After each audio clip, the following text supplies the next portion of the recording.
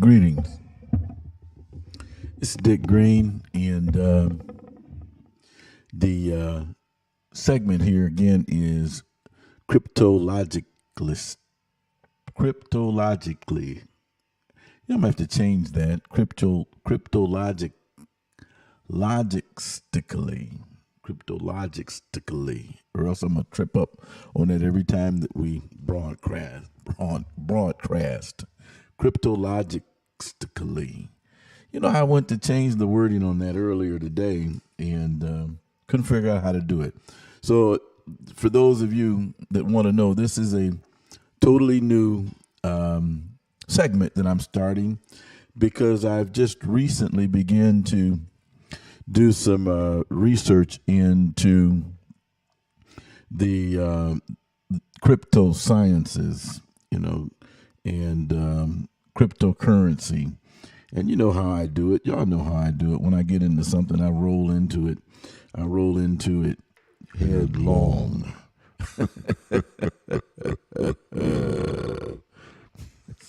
So anyway, I'm willing to share what I learned, and I'll let you know though that I am a quick learner.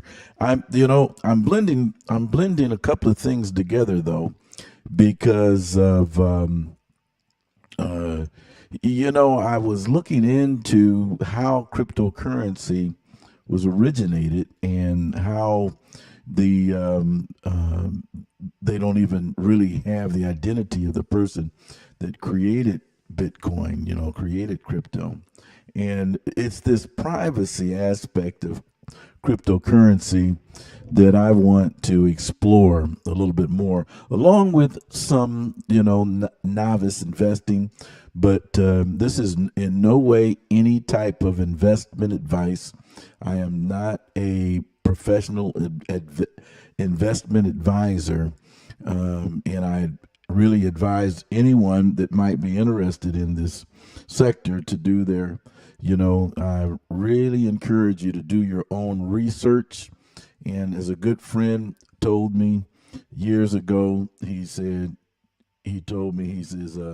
Dick Green, don't trust anybody.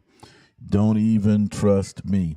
So anyway, if you like this broadcast, if you think you're going to like it, please subscribe to it. And you'll get notices of when new segments are going to come out.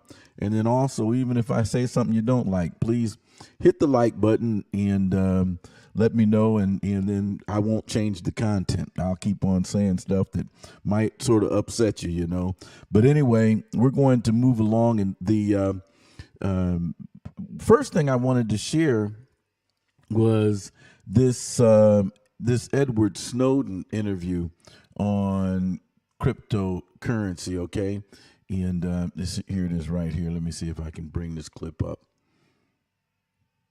You see exchanges starting to go privacy. That's scary. The way that you fix this, the way that you normalize this, is you make Bitcoin private, right? I mean, the main chain. I'm not talking about putting a layer 2. I'm not saying Lightning shenanigans, right? You have to make the idea cryptocurrency is private by design. And once you normalize that, it's fait accompli.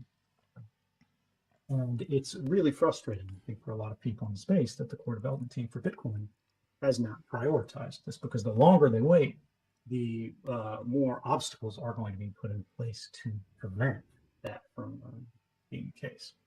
Right. And basically this is almost halfway into this particular interview with, I can't remember her name. It was Barta, I believe, but very bright individual. And one of the things that Edward Snowden said in this interview was that you can't let, and I'm paraphrasing, is that you can't get the horse back into the barn. It's out of the barn right now. And what people need to do is take advantage of this access to privacy that we have in the way of currency and regain their sovereignty before they begin to try. And once they begin to convince people that they have the authority to regulate it. But I thought this was a great interview. You can find this interview on YouTube. Now, Bitcoin really can't be delisted. Yeah, you can't. You hear what he said? It can't be delisted. The sooner we take advantage of that, the better off we will be.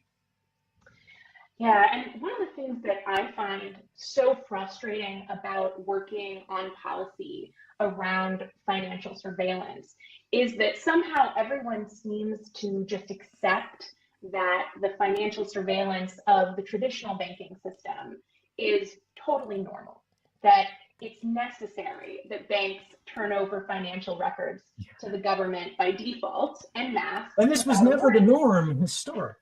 A lot of this flew out of like September 11th with like counterterrorism financing, and like counterterrorism financing at like Bank of America. Like we want terrorists to be sending financial flows over Bank of America because then we know what they're doing. We know who it's going to. We can knock on their door and like we can blow up their house, right? Uh, the way we deal with these things is really crazy because we structured these new policies in the panic. I'm sorry, I didn't mean to jump in there, but I think it's important. Actually, maybe you could tell us a little bit more about that. When did these things just start to change from this old paradigm things were in terms of what the government could get from banks and what they can get now? So, back one of the original cases around this type of financial surveillance was the Miller case back in the 1970s, where the Supreme Court looked at bank records under the Bank Secrecy Act, because this is all happening under the Bank Secrecy Act, and the way that that was being collected, and said, well, look, since you're giving a third party, the bank, your financial data, they can turn that over. You don't have a reasonable expectation of privacy in that. So because you don't own it, the bank owns it, right? It's no longer your record; it's the bank's record. So the government doesn't need a warrant or anything like that because the bank can voluntarily provide it. That's what you're saying, right? Right, exactly. Because you've shown it to the bank, suddenly you don't have a reasonable expectation of privacy in it. And of course, in the 1970s, you can understand where the third party doctrine came from because the amount of information that you were showing to someone was minimal, right? Like the checks you're writing. Your library card. Right, exactly. And then you fast forward to today, and I actually think that if you brought this to the Supreme Court again, this would come out very differently because we've seen in the last few years the Supreme Court chipping away at the third party doctrine and recognizing that today, if you have the same, if you have someone's financial records, the things that they're showing to third parties, it's a comprehensive picture of absolutely everything that they do, right? Their whole lives. And so I think this would turn out differently if it went up to the court today.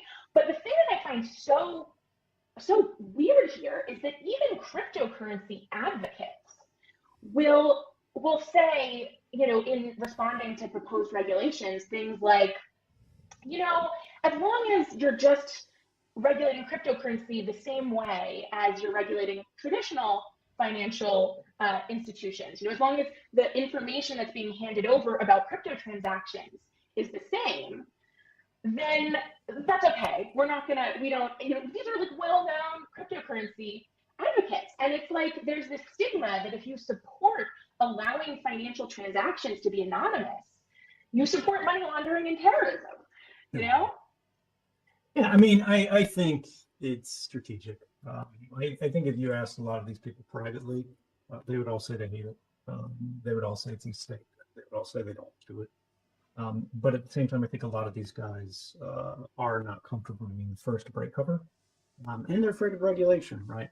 The problem with the cryptocurrency space at the largest scale today is the people who make these decisions have the biggest stake in the system, and the system has benefited from the fact that it has not been regulated out of existence, or there's no attempt to regulate it out of existence currently by the structure as it exists today. And so they have become fantastically wealthy. And this puts a lot on the line, right? I'm not saying they have no principles. I'm not saying anything like that. I'm saying they realize how much value there is both for themselves and for everybody else who's bought into these systems by not rocking them. And it's important to remember that sometimes the boat can be bigger than the puddle. And right now, they're all afraid of being, capsized and drowned in the ocean. But there is, like right now, they're in a puddle and there's a rainstorm out there. And the puddle's getting bigger. And I think they need to understand that it's important that we establish these things before the idea that KYC everywhere for everything. We move these, you take something off the exchange and the exchange says, well, you need to identify who owns that wallet. And you need to identify where this came from. You need to identify, where you got these funds from, because, again, like Bank of America can do this to somebody, and they have done this since September 11th. Well, September 11th is not the precedent. That's not the world that we want to live in until the end of time. That's not going to change unless somebody makes a change. The idea of the Bitcoin protocol, the peer-to-peer electronic cash system, is the idea that we can send these payments to anyone permissionlessly. And this is true if it's in your wallet. But how do people fill their wallets? They get it through exchanges. And these guys are imposing permissioning steps that are intermediary to the transaction. And the only way to defeat that is to allow some kind of purification step, right? Where we remove all of the taint, we remove all of the identification, we remove all of the cruft being imposed at this external level, this external layer in the system, and return it to this idea that we can have direct trade, we can have direct commerce, we can have direct interaction, anyone, anywhere, anytime. Until we recognize that and realize that and enforce that or at least provide opportunity through the protocol level, crypto hasn't gotten to where it needs to be. Yeah, and there are all these governments today that I'd like to get your thoughts on central bank digital currencies. They're terrible, yeah, but go on. Right, exactly. I personally find this terrifying, right? It's completely terrifying. It reminds me of these photos from the Hong Kong protests where there are these huge lines at the subway stations. And people want to pay for tickets in cash because no one wants their electronic purchases to place them at the scene of the protest, which to me really underscores that a cashless society is a surveillance society. So the last thing I want is for all money to be digitally administered by a government. And so what are your thoughts on CBDCs? Yeah, I mean, there's so many problems that, like, even if we step away from privacy, we know China is trying out their digital yuan, and the idea, like the hot, exciting idea that was being written about in like Bloomberg on this, is that they could issue money that has an expiration date because it's digitally provided, right? They can set the rules on this. They own the wallets. They distribute this. The tokens they create, they can script however they want. And so they go, well, for economic stimulus, we can give a payment, and if you don't use it, you lose it. But simply the idea that anyone anywhere can revoke your money is terrifying. How can anyone say, we're all going back to gold at that point, like digging in the ground and like burying acorns in the forest like squirrels? And there's actually an argument to be made for people doing that for thousands of years. That's why sometimes you find caches of like buried coins under some house in England. It's because people recognize, for good reason, you have to be able to store value somehow that can't be confiscated, because confiscation is not always just, even if it is legal.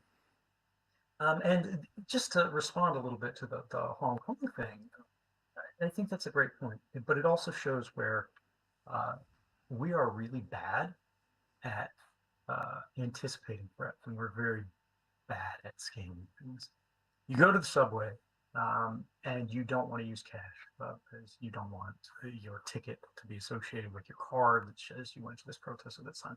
Great, makes sense, good idea. At the same time, you're carrying your phone, and there are cell phone towers at the protest site because there's cell phone towers everywhere in the city. And your phone is associated with your SIM card. Your SIM card is associated with the telecommunications company, and the telecommunications company associates that with your payment information. The phone company still knows you were at that protest site because your phone's at the protest site. And you know, the telecommunications company has all of your billing information. They probably have your address and information, and they provide this to the government. In every country, I don't care where you are, telecommunications companies are some of the most regulated entities on the planet. They are always subordinate to the government and entirely dependent on the government for permission to operate their business.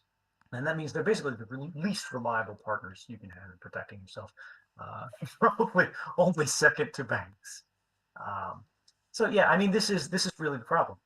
How do we make sure that someone can ride this on? How do we make sure that someone can communicate freely? How do we make sure that someone can publish freely and also maybe private?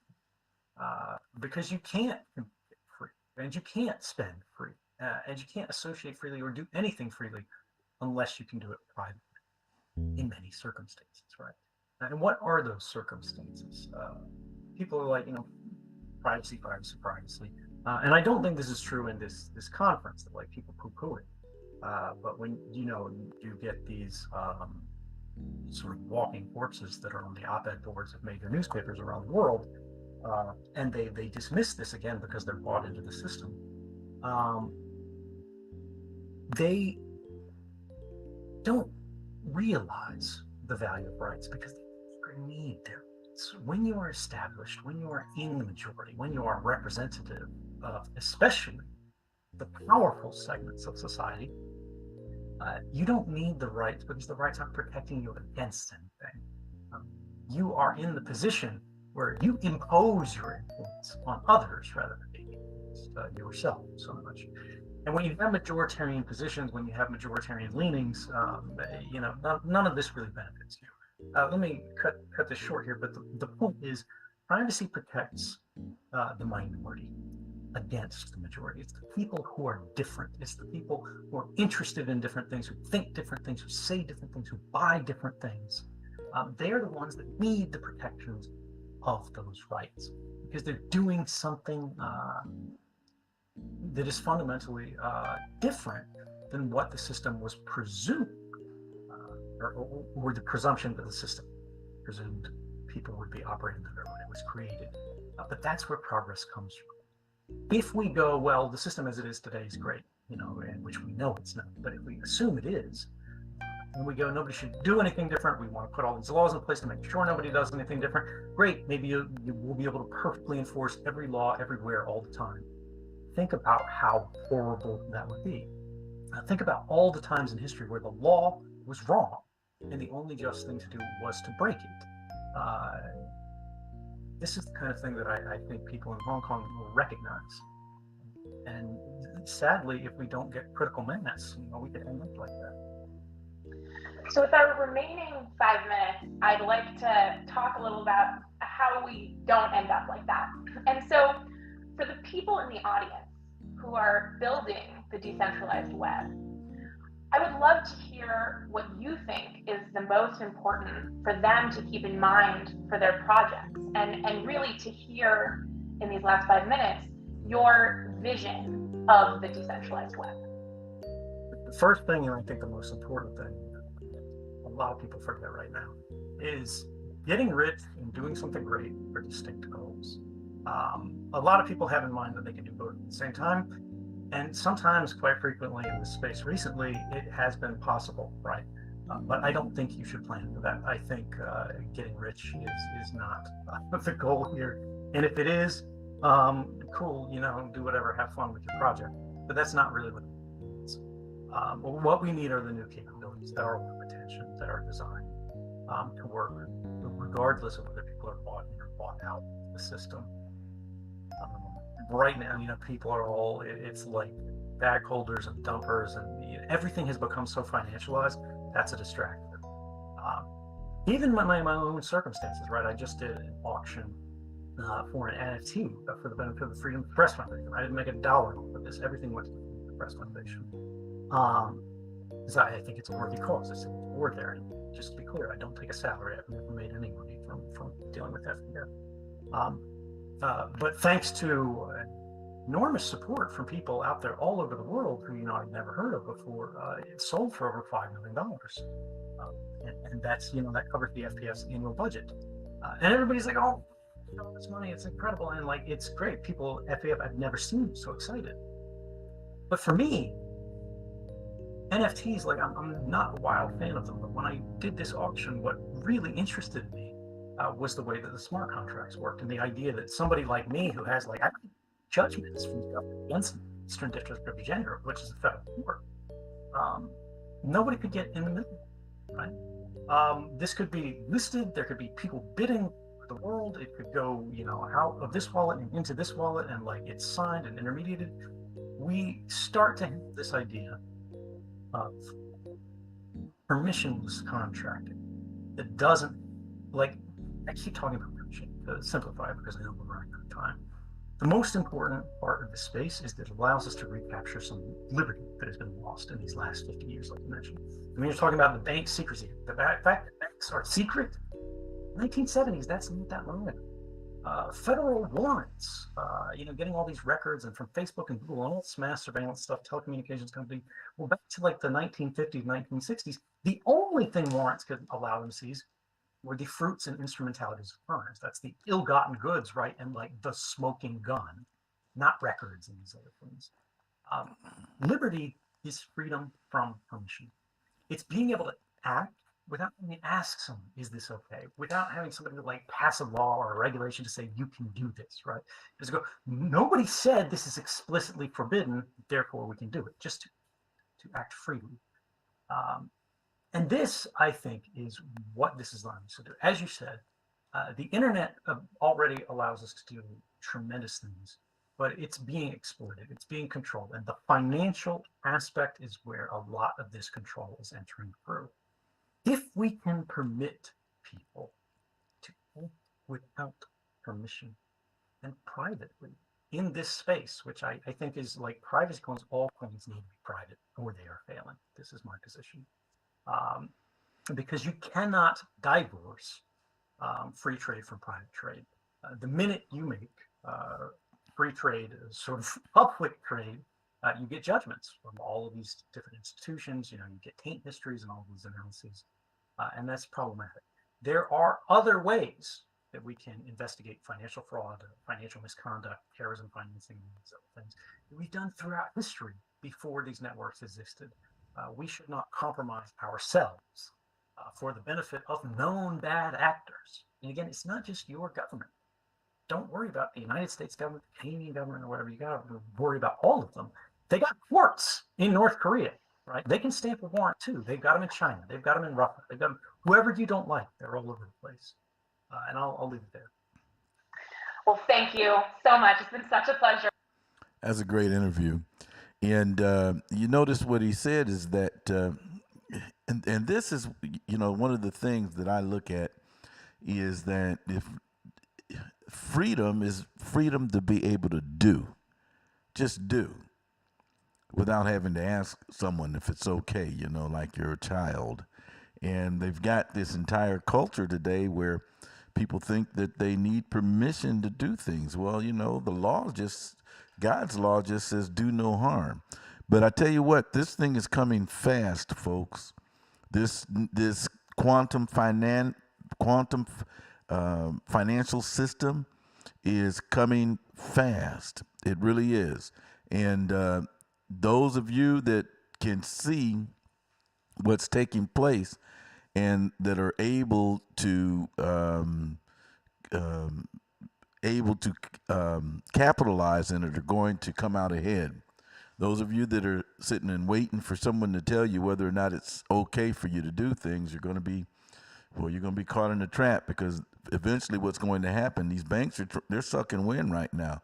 But they're going out like Blockbuster, just like Blockbuster and just like Intel, not Intel, but who was that? That was, I keep on forgetting that name. They created calculators, and they specialized in calculators.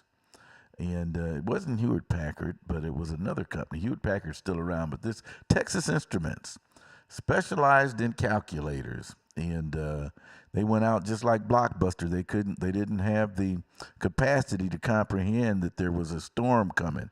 Folks, there's a storm coming, and you better figure out that it's time now to get on the ark. You know, Noah's building the ark. Don't sit and watch Noah build the ark until he starts to put the animals on board. Get in and start helping to build. Revelations 13, and I stood upon the sand of the sea, and I saw the beast rise up out of the sea. I saw a beast having 7 heads and 10 horns, and upon his horns 10 crowns, and upon his heads the name of blasphemy. This is Babylon's system of maritime jurisdiction. And maritime jurisdiction is being wounded in our day. It's being uncovered for the fraud that it is. Money is fraud. It's a big old fraud. You know, I was watching the Justinian, watching one of his segments, and he said he held up a dollar bill and he says, there's nothing written on this. Everything is a fictitious language. Everything, you know, because of capitalization, it puts it in, it's not English. It's dog Latin. It's a perverted type of Latin is what it is. And so he says there's nothing written on this document. There's a bunch of symbols, you know, pointing out the money. But the system is being uncovered for what it is. You know, they've taken away any ability to pay, and then they've given people unlimited power to access credit and to discharge debt. But they don't teach that in the school system, and it keeps people in a state of bondage. It keeps them in bondage because you can't use a debt instrument to pay off a debt. And but the beast which I saw was like unto a leopard, and his feet was like as the feet of a bear, and his mouth is the mouth of a lion. And the dragon gave him power and his seat and great authority. And I saw one of his heads as it was wounded. It were wounded to death, and his deadly wound was healed, and all the world wondered after the beast. There's a time segment right there when the wound is, we're in that time frame now where the maritime law, the beast that came up out of the sea, has been wounded, and it's a deadly wound. There's, like Michael Jackson said, there's blood on the dance floor. Blood on the dance floor. I need to hold on a second here.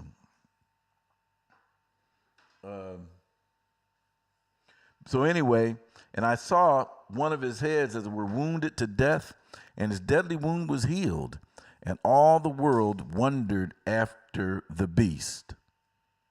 And they worshiped the dragon, which gave unto the, they worshiped the dragon. They worshiped the dragon that gave power unto the beast. They worshiped in iniquity. They worshiped doubt. They worshiped fear that gave power to the beast. They worshiped the lies that gave power to the beast. And they worshiped the beast, saying, who is like unto the beast, who is able to make war with him? And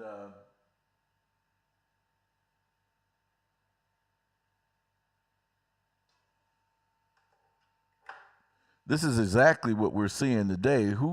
How dare you disagree with what the system has dictated? Who can do that? Nobody can do it. Nobody can say that they don't want to. Nobody can say it. How dare you say that you don't want to do it? So we see this kind of mentality right now where people are afraid to ask questions. Ain't nothing wrong with asking questions. Ain't no law against asking questions. How else are you gonna find out? You know, I've been in sales most of my life, and you control a situation with questions. You control people with questions is what you do. So anyway, I was looking for something here.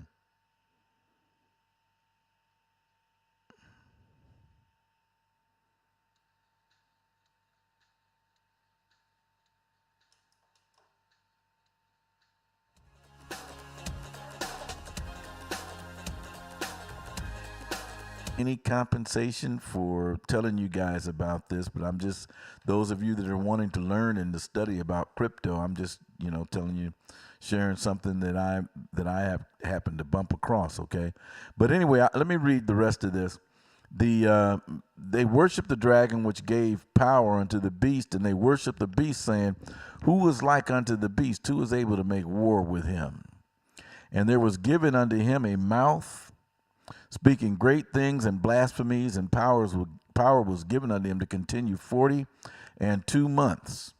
And he opened his mouth in blasphemy against God, to blaspheme his name and his tabernacle and them that dwell in heaven. And it was given unto him to make war with the saints and to overcome them. And the power was given unto him over all kindreds and tongues and nations. And all that dwell upon the earth shall worship him, whose names are not written in the book of life of the Lamb slain from the foundation of the world. If any man have an ear, let him hear. He that leadeth into captivity shall go into captivity. He that killeth with the sword must be killed with the sword. Here is the patience and the faith of the saints.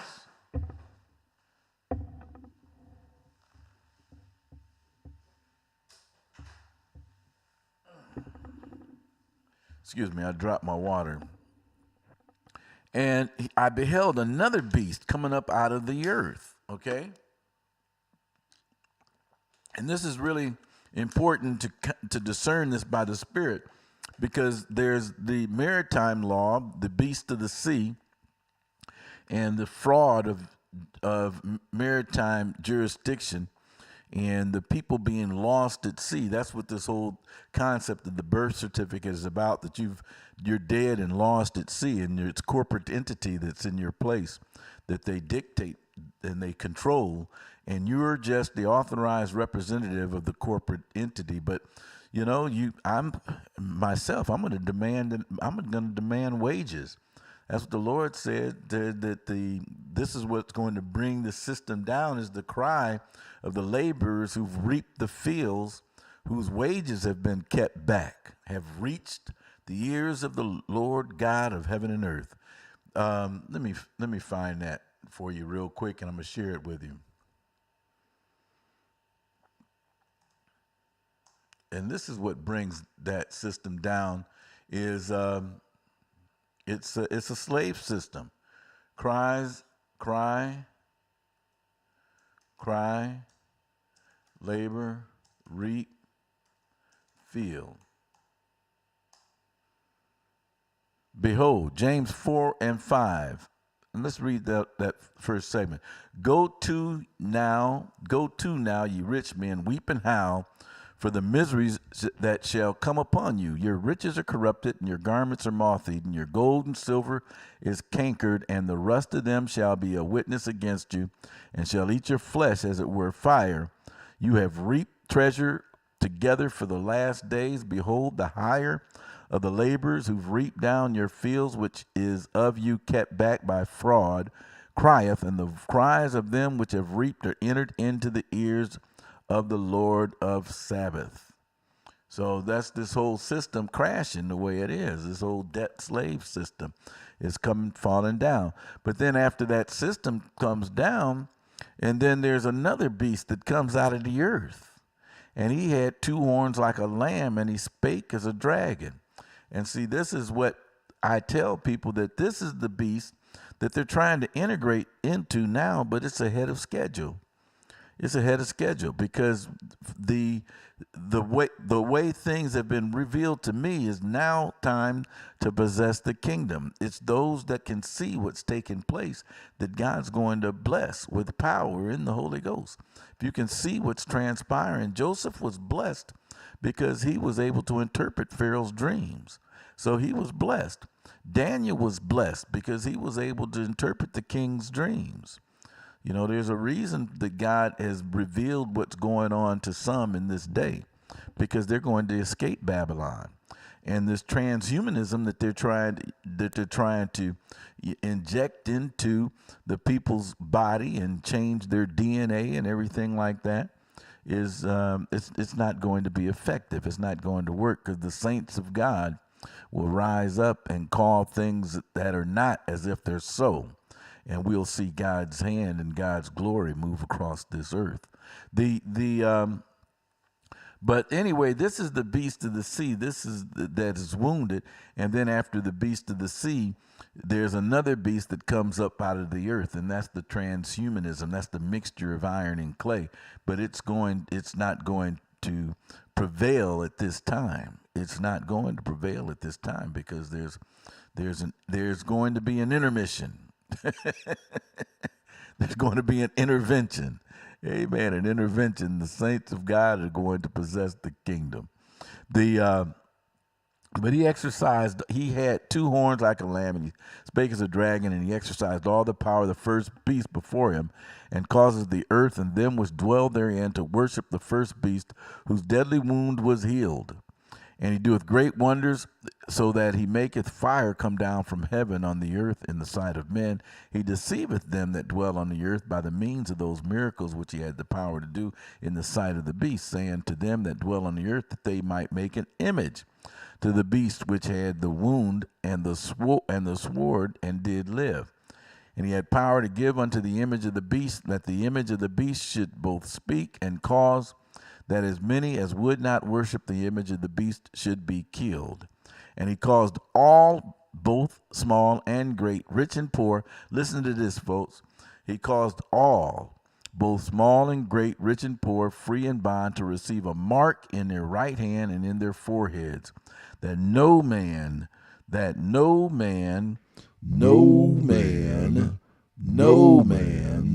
might buy or sell, except he that had the mark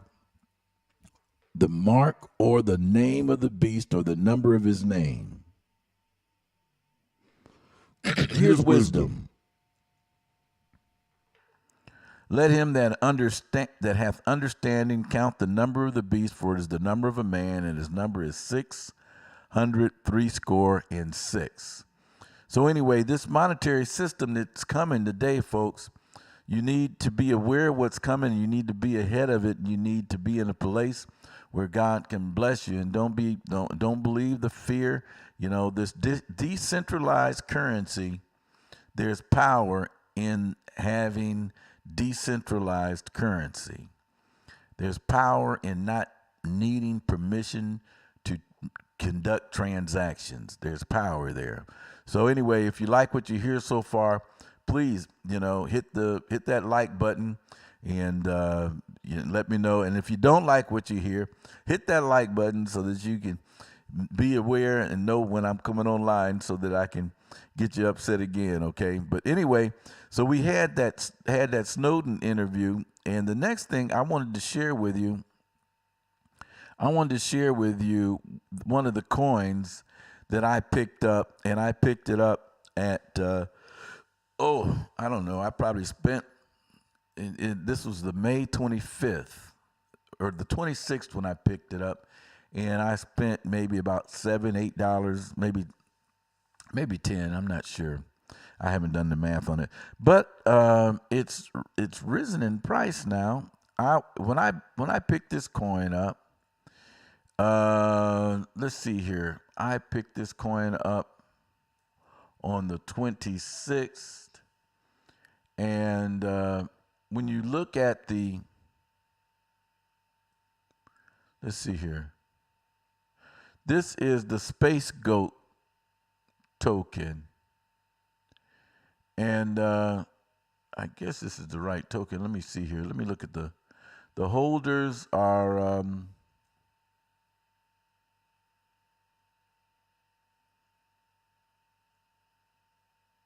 yeah, because I was a little bit concerned because I was a little bit concerned when I picked this coin up. Boy, she beat that thing, ain't she? I was a little concerned because the holders, this 35% is the top wallet in there. And as you look and see, it's an open wallet. And usually, that's not a good sign. But I went ahead and I took a gamble, and I'm probably going to need to watch it a little closer. Now, this third wallet down, that third wallet looks like it's a burn wallet. It's I'm not sure. It's all zeros, and it's 20%. But the but then after that, it goes 35%, 20%, and then 6 and 3, which is still quite a bit of ownership right there at the top. But I just went ahead and, I'm new. I don't know what I'm doing, and I went ahead and I took a gamble on it. This is a space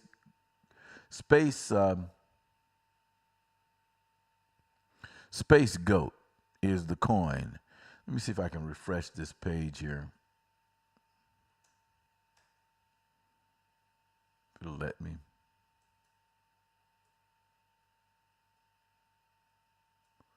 SPACEGOAT. And the holders, I'm at about 500. And let me see if I can find out where I'm at on this coin. I don't know if it'll let me do a Control F. No. Control F. No, it won't. I could probably page through here and find my address. Let me try that.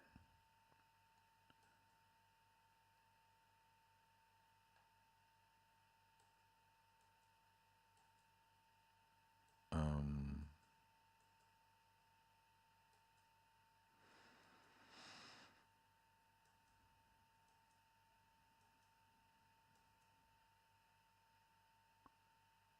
500.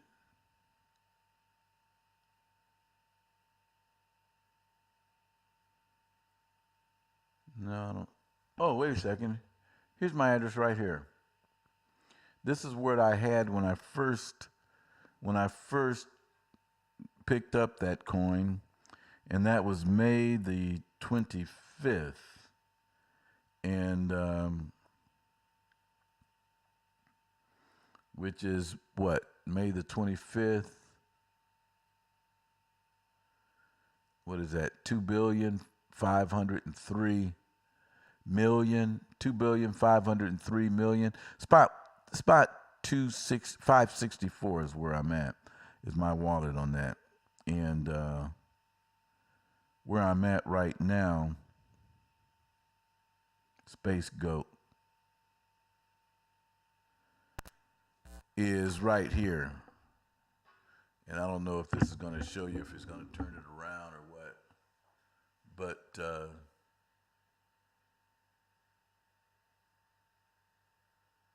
if you can see that. Oh, wait a second here. There it is. Which is, I guess that's what, about 2,516,122,357,000. But so it's grown. It's grown, and it's part because of their tokenomics. But not only that, if you take a look at the reason why I like SPACEGOAT, one of the reasons why I like it, is because when I go to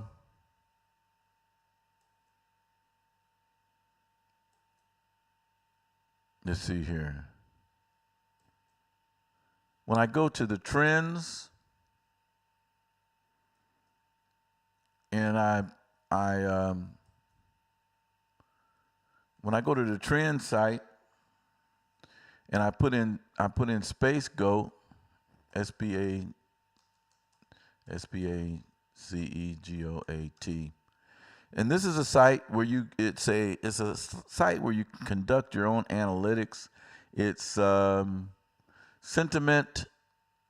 It's Tweeter sentiment is what it is. The Tweeter sentiment. I'll adjust this here 1 second here, so that you can see Tweeter sentiment.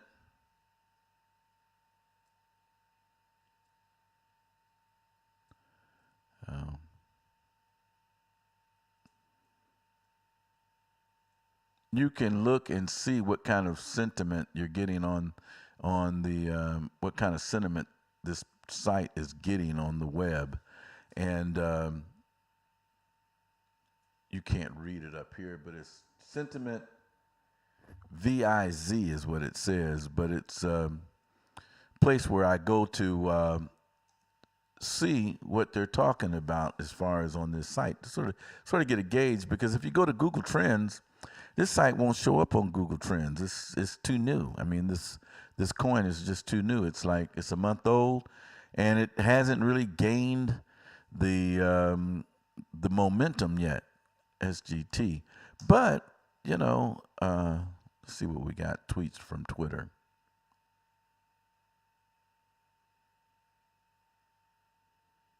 Twitter sentiment is what it is, this site. So we see it's got some tweets, and you see how this quarter is broken up in quarters, is unpleasant feelings. People make decisions by feelings, folks. This whole market is driven by feelings. And, when I was in sales, that's why I integrate a lot of the sales psychology and the neurolinguistics into this that I've learned. And people are motivated by feelings. They make decisions by feelings, so we would always ask people when we were selling them how they felt. We never asked them what they thought about something, because the thought pattern of most people are negative, and it would shut them down. But you can see in this quarter is they're alert, they're excited, and in this quarter here, they're calm, they're relaxed, and it even gets a little bit more calm, relaxed, and let's see here. What else is over in this quarter? Excited, calm, relaxed. I guess I can't get all the way over there. But anyway, I should have centered that better when I loaded that page. The darker is pleasant and highly confident, and the light is unpleasant and low confidence. So let's look at some of the light things first. And he says that this is just one of many pit stops. Watch this SPACEGOAT. Okay. And then right here, it's done well in a very short amount of time. So much more to come. Yeah, I totally agree. I like the chart on this particular coin. And I don't really, I'm just now learning. I don't know anything about charts, but I just like it's pretty.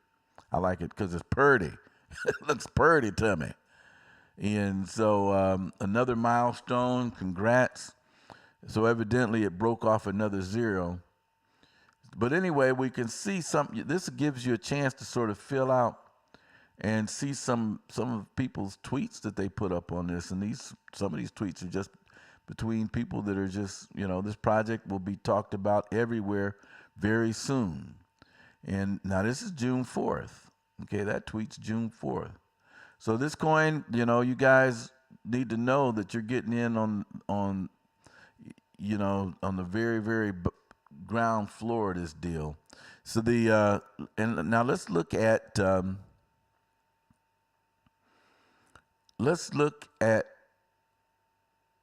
when I first picked this coin up. I picked it up. You can pick it up on the with a trust wallet. You get a trust wallet, and then you purchase Binance and the coin, and then you go and you exchange it for the Binance chain. You put it on the Binance chain, and then from there you go to Pancake Swap, and you exchange your Binance for Pancake Swap, and that's how you pick up this. You get the contract, and I'll go to the site so you can see the site, so you know exactly where to get the contract from. And if you've got any problem, you can text me or email me or whatever, and I'll send you one of the same tools that I use to learn how to do it. But we're not sending rockets to the moon, folks. This is pretty easy stuff to figure out. It ain't that complicated. So you see, when I picked it up on the 26th. So it was in this mode right here when I picked it up, right in here. So I picked this up at about what do we've got here? We've got 1, 2. I picked it up at 1, 2, 3, 4, 5, 6, 7, 8, 8, 9, 6, 6 is where I picked it up. So 8, 9, 6, 6. 8, 9, 6, 6 divided by, I can tell you, 8, 9, 6, 6, 8 zeros point. So let's say 25. What do we say? 25, about 2 billion and 500 million. 2 5 0 0 0 0 0 0 0 0. 2 billion 500 million. And the cost, well, wait a second here. That's not going to give me the calculation I want. Times 0.000 is 3, 0 0 0 0 0 966.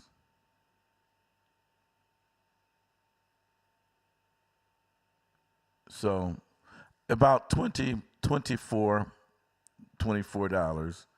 And then let's clear this out, and it's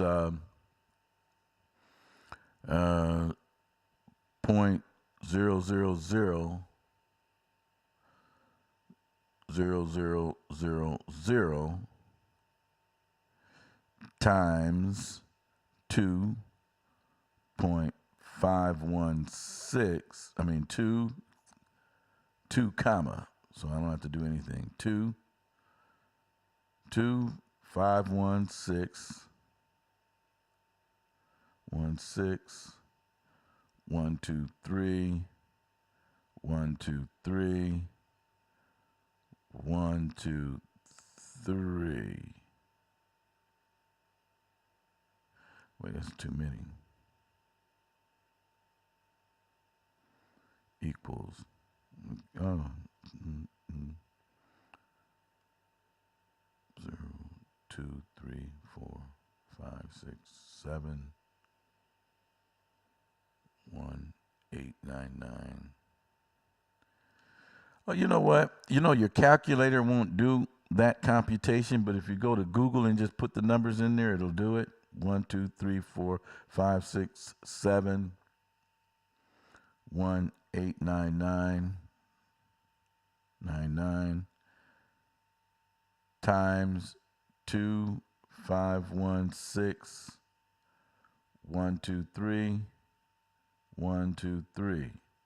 So $47. So, and I'm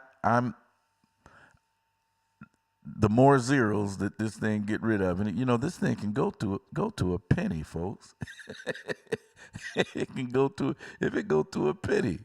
See, that's why I'm saying that this, what I like about this market, this playing with this crypto, is that this stuff is, you've got to figure out market cap, and you've got to figure out whether or not this actually logistically can go to a penny. But right now, I'm watching it get rid of some zeros, and I'm having some fun. And you can see that it climbs, it gathers, it climbs, it gathers, it climbs, it gathers, and this right here is a particular type of sideways movement that you would say between, I guess between 2,500 and I guess the support is somewhere around 8. The support is probably going to be around here. We'll see, but we'll watch it. But like I say, I would definitely keep an eye on this. And here's their site here for those of you that may be interested in it. And like I say, I'm not, like I tell you, my good friend said, don't trust nobody. Do your own research. Don't even trust me. Don't trust nobody. And this is their site. It's SPACEGOAT. And the SPACEGOAT token is, as it mentioned, is the greatest of all tokens. It's a community-driven DeFi token built on the Binance Smart Chain, backed by proof-of-stake technology, which essentially means that our tokens can't be mined. We're completely environmentally friendly and fully decentralized. Our tokenomics consist of 10% fee per transaction, 4% which is redistributed to existing holders. This encourages investors to hold, and the rewards the SPACEGOAT community. A breakdown of our tokenomics can be viewed here. Join the space expedition and earn interest by holding as you watch your balance grow exponentially. And so anyway, the current price is 1, 2, 3, 4, 5, 6, 7, 1, 9, 0, 6. But the PooCoin shows a somewhat different price.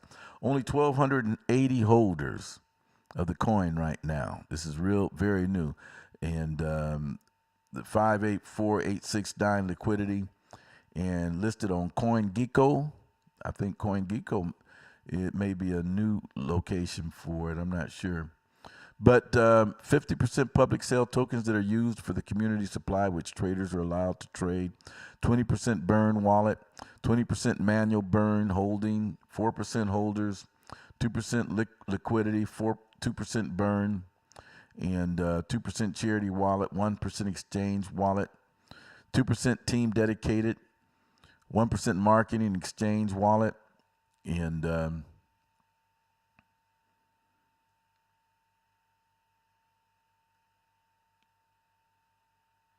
1% technical development.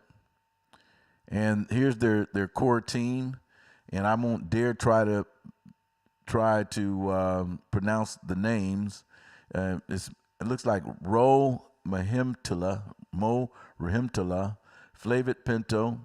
Mo is the Supreme Commander. Flavit Pinto is the Aerospace Engineer.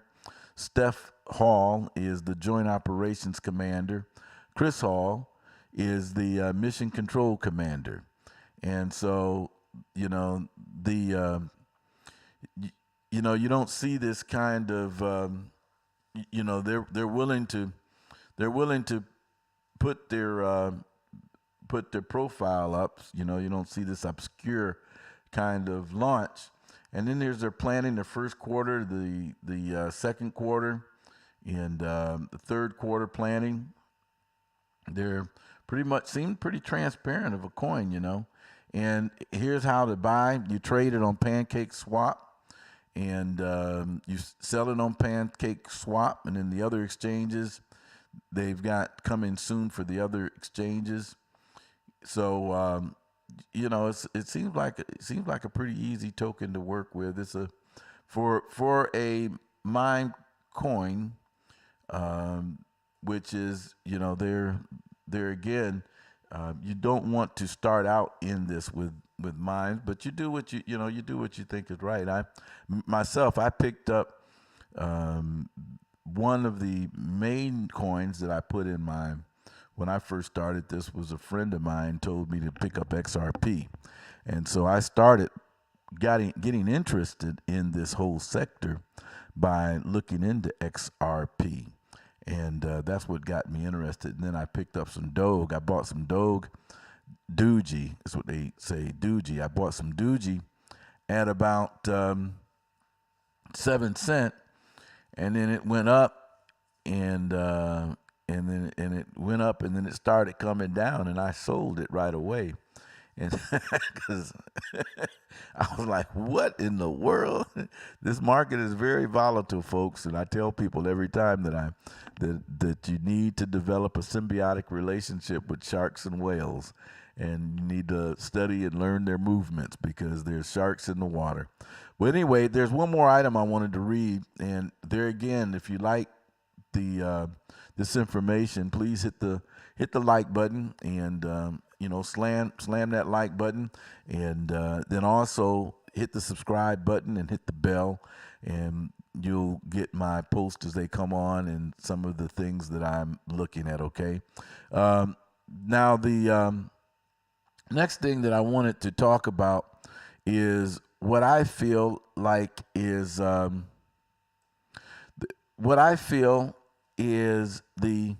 the real basics that you need to consider while looking at crypto is sort of like, what's it all about, Alfie? And you need to be considering why the banks are wanting to get control of crypto, because cryptocurrency removes their presumed and their alleged sovereignty over you by controlling the money. And this is why they're racing to try to build their own digital currency, and they're trying to slowly give permission to their clients to be able to put digital currency in their assets. But at the same time, they're trying. This is what I learned from paying attention to the XRP lawsuit, where they're trying to say that Ripple, who created XRP, but XRP is unowned. Nobody owns XRP. The people own XRP, but they're saying that they should have registered it and transacted it as a security. And so this is and they should have known that they should have done this. So this lawsuit that's going on has a great impact, and Ripple seems to be winning the lawsuit. But there's so much Hegelian dialect going on, where at the same time they're at odds, but while they're at odds, the CEO of Ripple is still contracting with the banks in order to replace the SWIFT system. And this is something that's really big that's going on in the background. And while they're printing money like water and driving up the debt and bringing in a next total financial crash, all these things this positioning like a chess game is taking place while they're keeping everybody distracted on this false narrative of COVID, and keeping everybody distracted by giving them free money, and the free money is play money, and they're not letting people know what's really going on behind the scene. And all this taking place in the backdrop of the final what you may call receivership of the United States bankruptcy, and this final receivership taking place. But let's go to this article real quick, and I'm going to read this because this is what I think is integral in order to comprehend what we see going on with the money right now, and why it's important for us to gain an understanding of what cryptocurrency is about, and why they're telling your everyday schmo to keep away from cryptocurrency, and they're telling them that it's no good, and not to study, and not to look into it, and not to dare consider it as a viable means of stored value, or transacting peer-to-peer exchange of value. Mr. Speaker, this is United States Congressional Record, March 17th, 1993, volume 33, page H1303. Speaker James Traficant, Representative James Traficant, Jr., Ohio, addressing the House. Mr.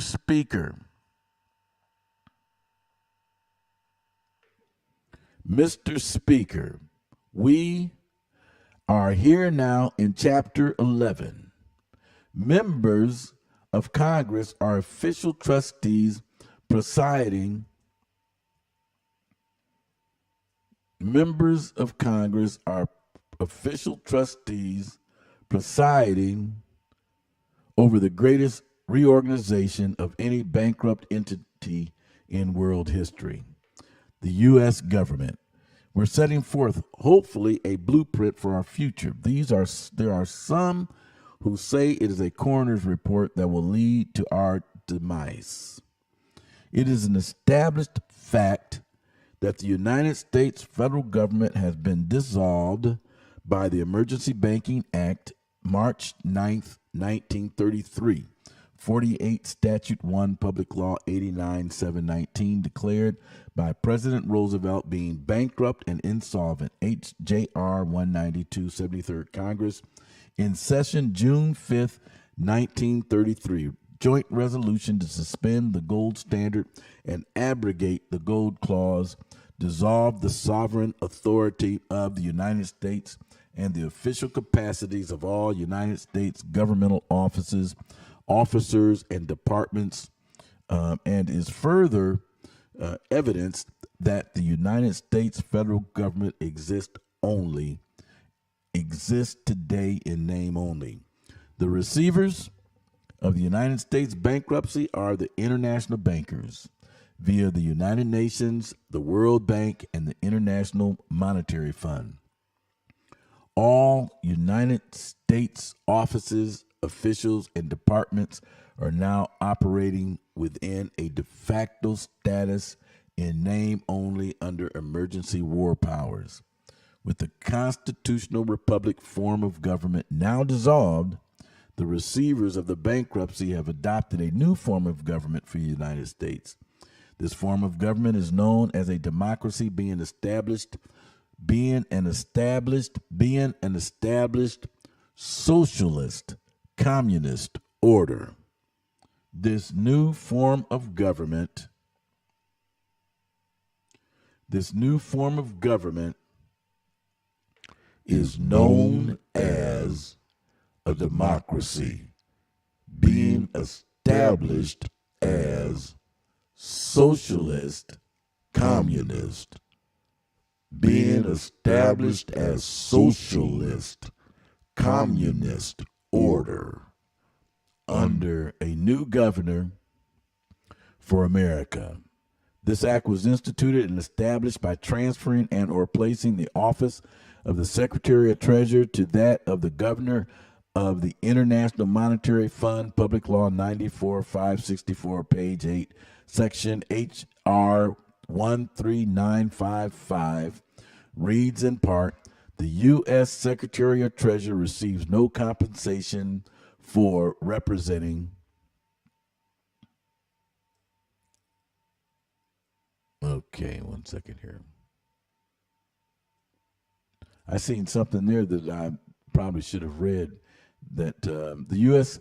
Secretary of Treasury receives no compensation for representing the United States. Gold and silver were such a powerful money during the funding of the United States of America that the founding fathers declared that only gold or silver coins can be money in America. Since gold and silver coinage were heavy and inconvenient for a lot of transactions, they were stored in banks, and a claim check was issued as a money substitute. People traded their coupons as money or currency. Currency is not money, but a money substitute. Redeemable currency must promise to pay a dollar equivalent in gold or silver money. Federal Reserve notes make no such promise and are not money. A Federal Reserve note is a debt obligation of the federal United States government, not money. The federal United States government and the U.S. Congress were not and have never been authorized by the Constitution of the United States of America to issue currency of any kind, but only lawful money, gold and silver coin. It is essential that we comprehend the distinction between real money and paper money substitute. One cannot get rich by accumulating money substitutes. One can only get deeper into debt. We, the people, no longer have any money. Most Americans have not been paid any money for a very long time, perhaps not in their entire life. Now do you comprehend why you feel broke? Now do you understand why you are bankrupt along with the rest of the country? Anyway, I'm going to post this entire document up where you can read it, but I'm going to end here, and here's the SPACEGOAT site, where if you're interested, You can do some more study on SPACEGOAT, and I recommend. I don't not give financial advice. I recommend you do some study on it. Here's they've got here's Facebook up at the top, Facebook, Twitter, LinkedIn, Instagram, Messenger. I guess I don't know what that is. TikTok. They've got some pretty good social presence, and once again, I showed you their chart on PooCoin.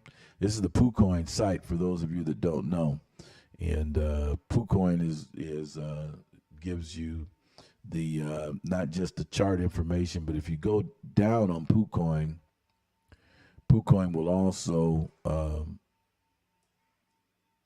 let me see here. Let me refresh this page. Control R. PooCoin has another bit of information too that it's I don't see where I can get to it right now, but it's a let me go to 1 month and maybe I can 1 week. No.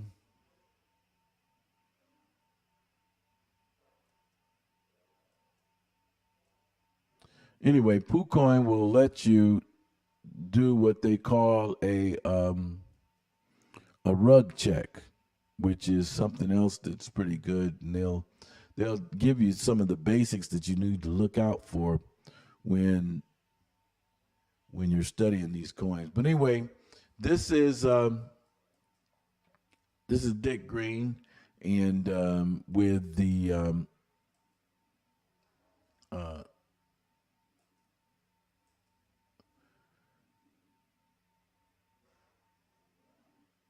I'm going to end this stream here, and I'll be on tomorrow. If you there again, if you're interested in some of the things that I'm sharing, tomorrow I'll be doing more of the Bible study type material out of the Bible, and sharing some insights out of the Bible that will shed a little bit more light on why we need to really pay attention on the time that we're in right now.